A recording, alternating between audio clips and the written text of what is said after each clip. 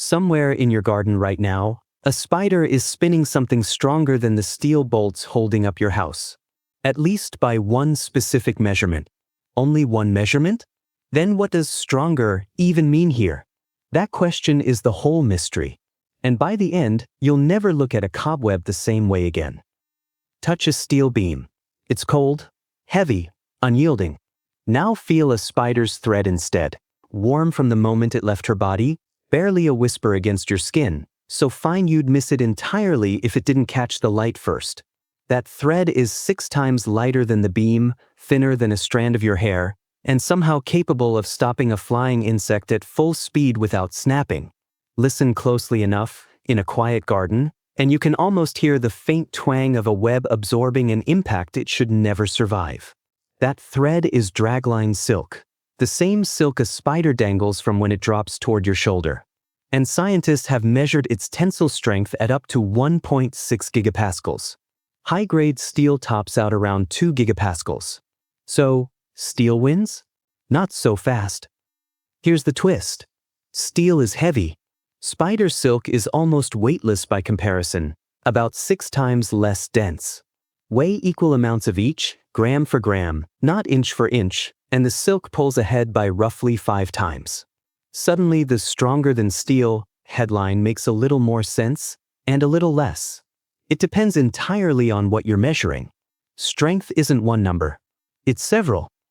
So what is actually happening inside that thread?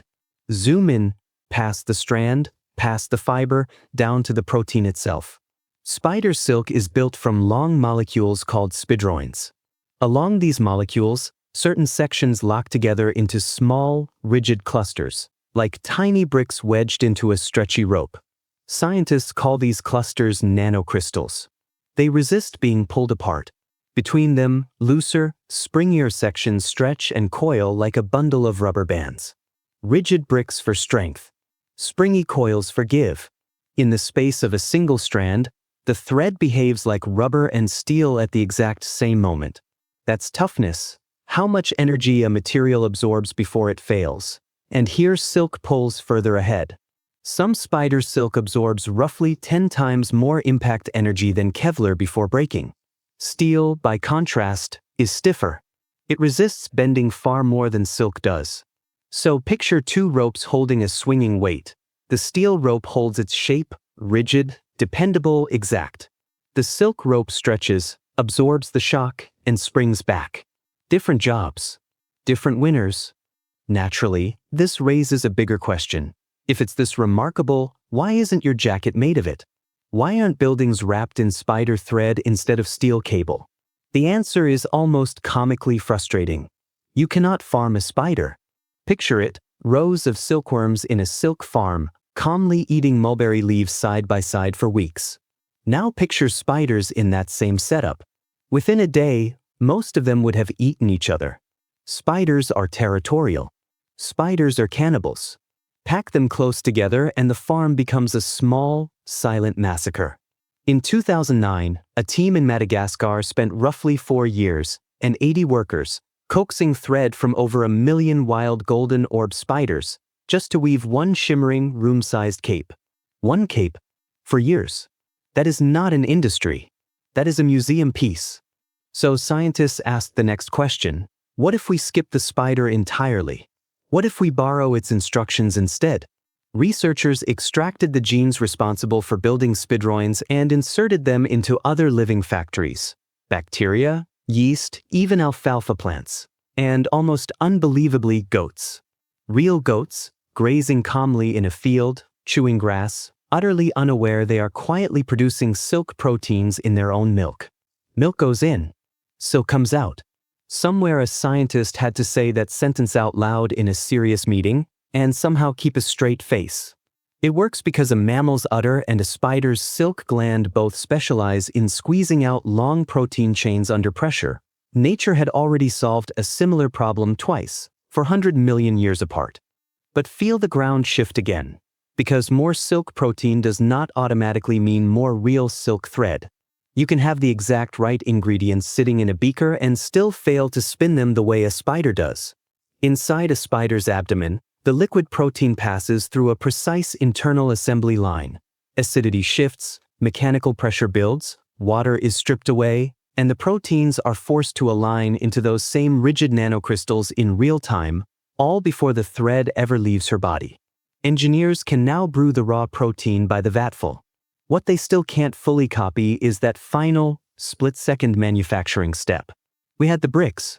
We still don't know how to build the house. That's why researchers have now turned to CRISPR gene editing, splicing spider silk genes directly into silkworms, trying to hijack an insect that already knows how to spin and simply hand it better instructions. And that's the deeper twist hiding under the whole mystery. This was never really a story about which material wins. It was a story about what strength actually means, and about how something evolved by accident over millions of years, inside a creature the size of your fingernail, still outperforms human engineering in ways we can copy but not yet perfect. For over a century, humans have chased performance the hard way: blast furnaces, extreme heat, tons of raw metal. Meanwhile, at room temperature, using nothing but water and flies, a spider has quietly been doing it better. Companies today are using bacterially grown silk fibers in running shoes, biodegradable fabric, experimental medical sutures, and early-stage lightweight composites for drone frames. Proof that the chase is getting closer, thread by imperfect thread. So the next time a cobweb brushes your face in the dark, and your first instinct is to flinch, pause for 1 second. That thread, so light you barely felt it, was built from a molecular structure our best labs are still trying to reverse engineer. Somewhere in your garden right now, a spider is quietly outperforming a bridge cable, not in every way, but in exactly the way that matters most to her. Stronger than steel? Ask a different question instead. Stronger at what? If this thread of silk taught you something today, that's exactly what channels like this one live for. Give a like if your brain just got a tiny bit smarter. Subscribe if you want more hidden engineering hiding in plain sight. Because trust me, nature isn't done surprising us. And drop a comment: steel or silk? See you in the next one.